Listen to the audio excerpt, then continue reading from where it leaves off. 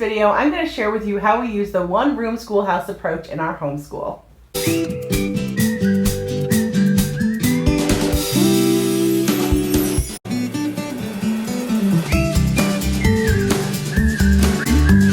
Hi everyone, I'm Michelle from A Common Life, and I am the homeschooling mom of 5 children ages 3 through 11. And as we have slowly added more and more children to our homeschool over time, I have adopted a one-room schoolhouse approach. Now that means that we are kind of all working together and working on things either together or independently. That way everyone can be working throughout the day. I have found that if I try to focus on just one child at a time, we will never get our homeschool done. If they are constantly waiting for me to be helped or, taught a lesson or something like that, it doesn't work for us. So I adopted a schedule for our family that does work for us. We start out every morning with our morning basket, and so that's when all of us, all 6 of us, including my 3-year-old, will sit down together and we will do our prayers together. We will do some type of activity. We will read from our chapter book, and we will do that together as a group. Then after that is over, we will kind of divide up a little bit. My older 2 children in this past school year were in 4th and 5th grade, and so there were a lot of assignments that they could do completely on their own. The 2 things that they would do first in the morning were their math and their typing, which were both on the computer. So they would both go just sit at a computer and get that done. While they were doing that, I was working with my younger 2 children who were in kindergarten and 1st grade. And I would do their reading and their phonics with them, their spelling. We would do their geography together. They had a workbook that they worked on together. And I actually shared that in the video, so I will link to that up above.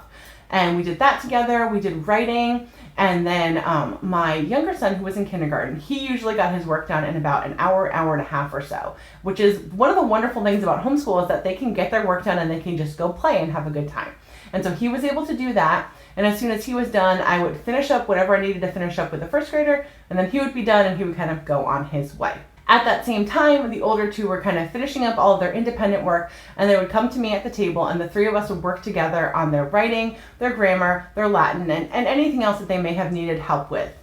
While I'm working with the younger 2 children, I always tell them that they just need to wait until I am done and then I will help them. So sometimes that means they will skip a problem or they will move on to another subject, but that is my time to spend with those boys, and I make sure that I can get their work done first, and then I have basically all the hours left in the school day to work with my older 2 children. So when the 3 of us are at the table doing our work together, the other 3 children are off playing somewhere else, having fun. They may be in the backyard, painting, doing Play-Doh, watching some type of little educational movie like a Leapfrog or something like that, and they kind of leave us alone for the most part. My 3-year-old, not so much. He kind of is still a little bit of a mama's boy and likes to be with me all the time and know what I'm doing. So sometimes he'll come and just sit with me on my lap or sit next to me, and he has a little work box that has all of his little fun coloring books and activity books and things like that, and he can pull that out and sit with us and do school next to us, and makes him feel like a big boy. Then I just work on those subjects with the older 2 children, and hopefully if everything has gone well, we should be done around 2 or 2:30. So we start around 8:30 and get done around 2 or 2:30. A lot of the days in the afternoon, the older 2 children have a lot of more independent work at the end of the week. So usually like Monday or Tuesday, I tend to have to sit there with them and kind of work them through it, whatever it is, whatever the new lesson is.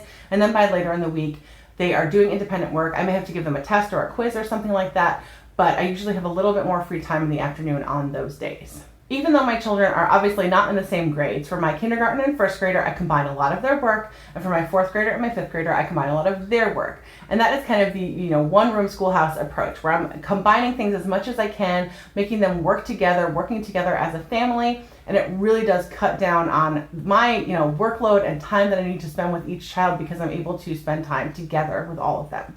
I hope this video was helpful for you. If you have any questions, please put those in the comments below. And if you enjoyed this, please click the like button and subscribe for more videos like this. Thanks for watching and have a great day.